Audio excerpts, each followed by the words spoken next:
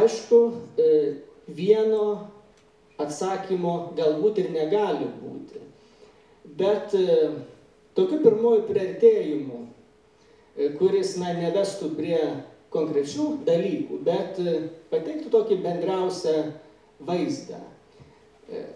Galėtume atsakyti taip, kad laisvai mąsto tas, kuris pasiruošęs netikėtumams, kuris yra atviras tikrovei, kuris yra atviras prasmės galimybei, arba ir beprasmybės galimybė. Tas, kuris savo mąstymą laiko atvirą.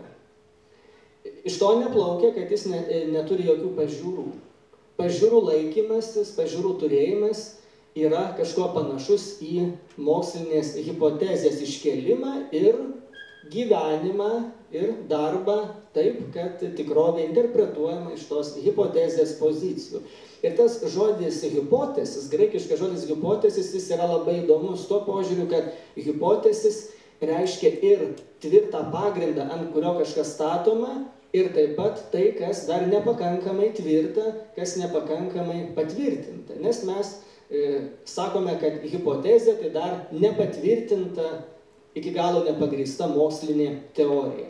Graikiškai hipotitemi yra dėti į pagrindą, kloti pamatan, kad kažkas kitas galėtų ant to stovėti. Kitaip sakant, hipotezė savyje turi ir tą stiprumo ir silpnumo momentą. Ir žmogus, kuris turi tam tikras pažiūras, yra panašus į mokslininką, kuris yra iškėlęs tam tikrą hipotezę. Jis suvokia, kad hipotezė yra rizikinga. Kartu jisai žino, jog toliau tyrinėti pasaulį, toliau kurti kokias nors kitas teorijas yra įmanoma tik tada, kai tu turi išankstinį supratimą, išankstinį vaizdą apie tai, kokia tikrovė galėtų iš principo būti.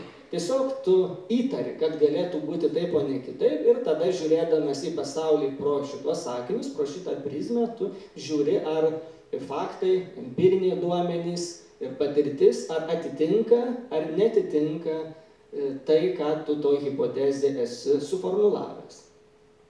Kartais sakoma, ypatingai tiem žmonėm, kurie laikosi religinių pažiūrų, nes tikėjimas yra labai įvairus savo prigimtimi, savo turiniu, ir aš dar apie tai kalbėsiu, bet jeigu mes kalbame apie religinį tikėjimą, pavyzdžiui, apie krikščionybę, tai dažnai, filosofas, kuris yra agnostikas, arba šiaip mokslininkas, kuris dažnai yra netikintis, arba jam tikėjimo klausimai yra nelabai svarbus, sako, kad tu laikydamasis tam tikrų pažiūrų jau save apriboji, nes tu kaip tik panaikini galimybę mąstyti, išvengdamas autoritetų teroro, autoritetų kontrolės. Tų autoritetų, kurie gali būti siejami su bažnyčios autoritetais ar kažkokiais mąstytojais, teologais ir filosofais. Tai kai toks priekaištas yra daromas, nesuvokiama, kad čia reikėtų skirti mąstymo pradžios, mąstymo starto poziciją ir tam tikrą mąstymo vidurio arba mąstymo pabaigos poziciją.